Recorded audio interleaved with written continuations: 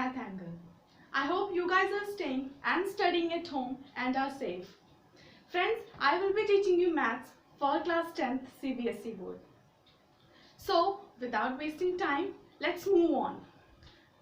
So दोस्तों, आज हम डिस्कस करेंगे क्लास 10th का first chapter real numbers. So, before moving ahead, you must be knowing what are real numbers. But let me give you a quick revision. So, here you can see that real number consists all kind of numbers and they can be divided into two parts, rational numbers and irrational numbers. Further, you can divide rational numbers as integers, whole numbers and natural numbers. Or in easy words, you can say all those numbers which you can locate on a number line are called real numbers. For example, you can locate a whole number on a number line, integers and natural numbers, and irrationals also on a number line. So all these are called rational numbers. But imaginary numbers real numbers के collection का part नहीं होते हैं. This is something you will study in class 11th or 12th. So before moving ahead, before moving to the first concept of the real numbers, let me take an example.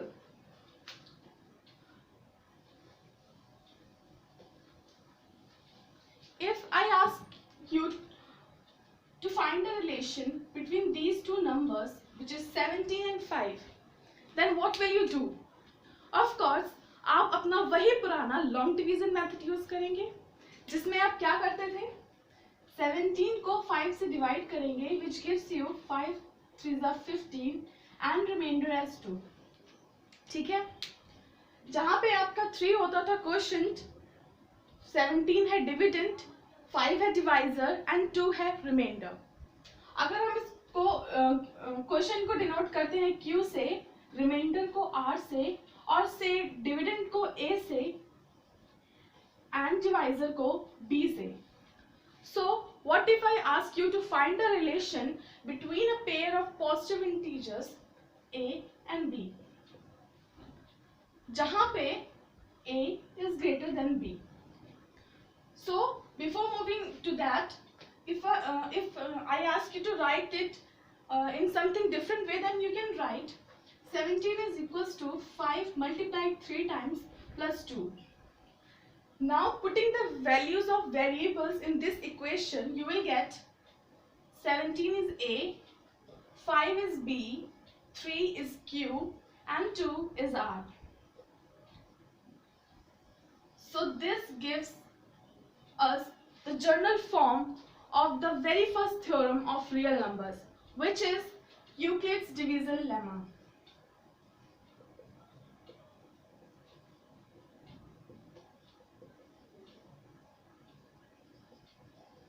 Also friends, when you will see, you will realize that this R is always less than your divisor, which is B, and is always greater than or equal to 0. It can be anything or equal to 0 also.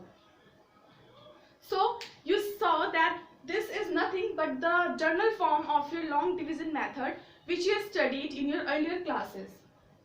Now, what is the use of this Euclid's division lemma? So basically you will see that it is used to find the HCF for a given pair of positive integers. Okay, before moving to that, let me take another example. If I ask you to find the relation between these two numbers, which are 240 and 228, then applying this Euclid's division lemma, you will see that I can write 240 as 228 multiplied 1, which gives me remainder as 12. And now to find the HCF, what you need to do is you have to make this Euclid's division lemma to Euclid's division algorithm. See, what is the difference between lemma and algorithm? A lemma is a proven statement which you use to prove another statement. जैसे कि यहाँ पे A is equals to BQ is a proven statement. इसका proof भी है, not in your syllabus, but yes, इसका proof है. But algorithm में आप क्या करते हैं, किसी भी प्रूवन स्टेटमेंट को प्रोसीजर्स की तरह या स्टेप वाइज उसका यूज करते हैं टू फाइंड योर आंसर और to find your result. Okay, so when we will apply this Euclid's division lemma, it will no longer be the lemma but become algorithm. So what we wrote here was Euclid's division lemma, but what we are using here is Euclid's division algorithm. Got the point? Now what you need to remember is, when you apply the Euclid's division lemma in your first step, you will follow this. But in second step, what was your divisor in your first step?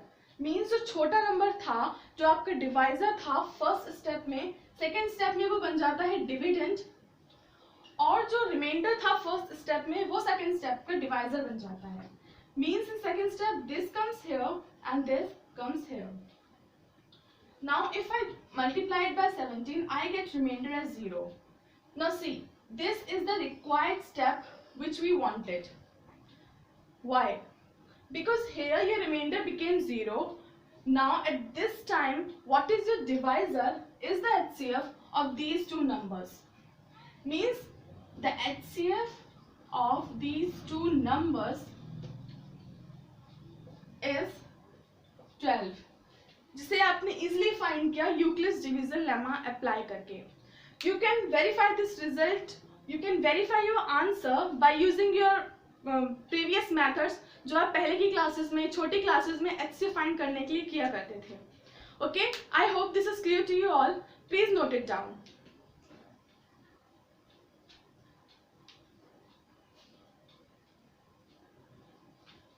Now let's move on.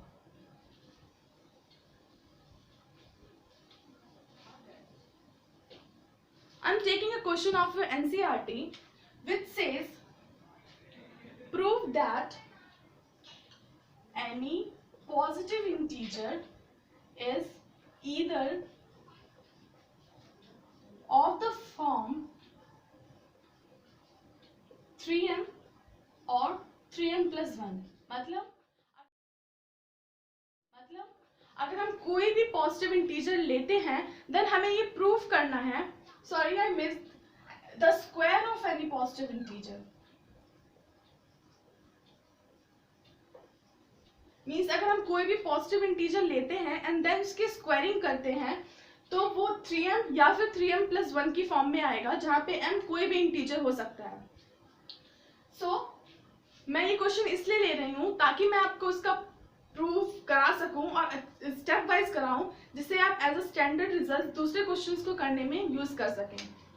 So if I take, let's say x is any positive integer, right? Now according to my Euclid's division lemma, I can write any integer as a is equals to b cube plus r, where your r is less than b and is equals to 0, greater than 0. So here I can write x as 3q. X can be equal to 3q or 3q plus 1 or 3q plus 2, because आपको पता है because your r is always less than your b and यहाँ पर आपका b क्या है 3, so means आपकी r की possible values हो जाती हैं 0, 1 and 2, because it has to be always less than b which is 3.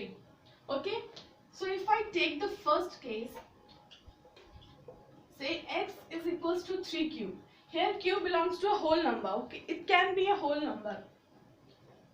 So if I take the first case, x is equals to 3q and I square both sides, I will get x square is equals to 9q square. And if I take 3 common, I will have 3q square, which I can write as 3m, where your m is 3q square, right? Now just look at this first case, then we will move to the second one.